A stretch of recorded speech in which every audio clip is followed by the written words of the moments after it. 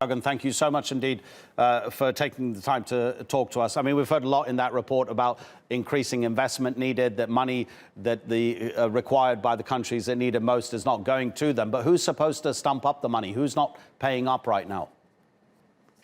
I think the report shows very little is going to the countries which need the funding most.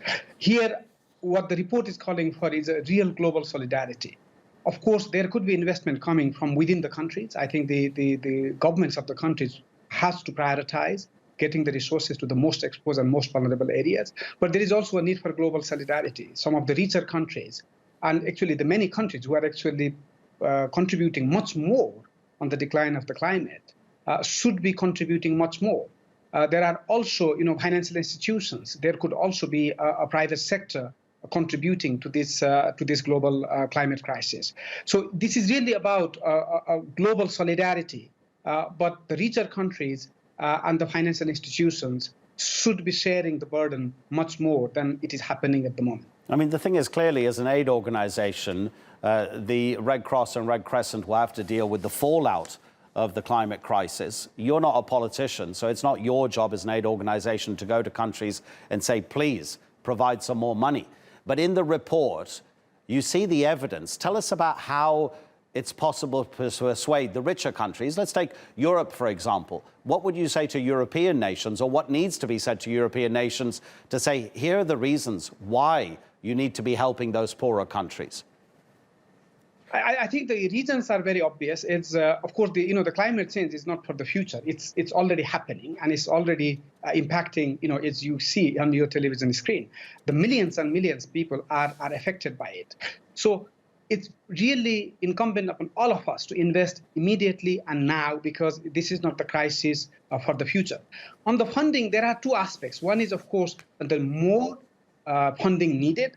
The second aspect is also how do we better utilize the funding that is already available. And the report talks about a need to integrate our funding and integrate our approaches.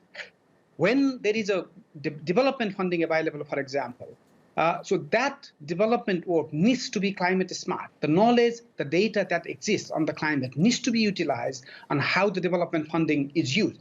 And that is incumbent on both the donors, but also the recipient countries. The similar thing also with the humanitarian action. Just one example is on the COVID-19. There is a massive stimulus package available by many countries around the world. Now, how do we use that stimulus package? And that can be used on a climate smart manner. The recovery, that can be a much more greener, much more adaptive, and much more inclusive. So this is both about making additional funding available, but it is also about using the existing funding in a climate smart way. Okay, you're completely correct to say, of course, the climate crisis is right here. We see the evidence almost every other day. There are natural disasters happening everywhere, and we as a news organization report on them more frequently. The problem is, possibly, that those events are not necessarily happening in the richest countries. I mean, they're certainly affecting the United States with fires and other disasters that analysts say are going to cost the United States $1 trillion in the very near future in terms of damage being caused. But then, if those richer countries are not necessarily seeing the effects of migration in the global south because of global heating, there are going to be places that are already almost uninhabitable, and those will increase. And that there are wars being fought over water already across Africa. Maybe it's because it's not affecting them as much as it will do in the future, and therefore it's easier not to make a decision. I think this is clearly, the impact of the climate crisis and, of course, many other disasters disproportionately affects the people living in a lower middle income countries. I think that's very, very obvious.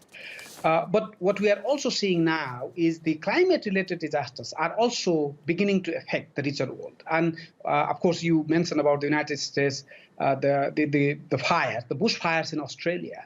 And one of the biggest killer in Europe now is the heat waves.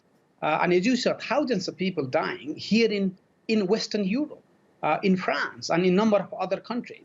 So if we start looking beyond, of course, the floods and the landslides, it is also beginning to impact the richer world.